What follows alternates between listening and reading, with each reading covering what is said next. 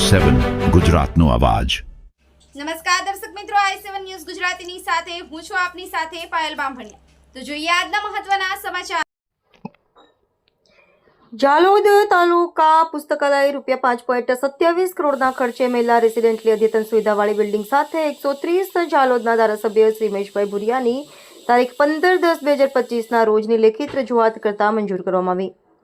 મળતી માહિતી મુજબ જાલોદના ધારાસભ્ય શ્રી મહેશભાઈ ભુરિયાની લેખિત રજૂઆત કરવામાં આવતા આદિવાસી બાળકોને બાહ્ય જ્ઞાન મેળવવા નિયામક શ્રી નિયામક ગ્રંથાલય કચેરી ગાંધીનગર દ્વારા ધારાસભ્ય શ્રી મહેશભાઈ ભુરિયાની રજૂઆત ધ્યાને લઈને અંતરિયાળ વિસ્તારના વિદ્યાર્થીઓને સરકાર તરફથી આવનાર સ્પર્ધાત્મક પરીક્ષા ક્લાસ 1, 2 અને વર્ગ 3ની પરીક્ષાઓનું બાહ્ય જ્ઞાન મળી રહે અને તે માટે તૈયારીઓ કરે તે હેતુથી મંજૂર કરવામાં આવી હતી।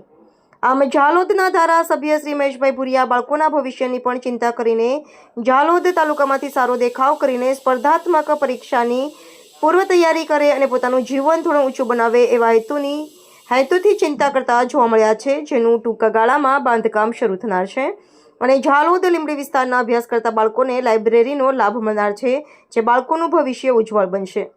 પ્રેસ રિપોર્ટર કાળુભાઈ ડામોર, દાહોદ જિલ્લા બ્યુરો ચીફની સાથે કેમેરામેન શેનસિંહ બારિયા, દાહોદ।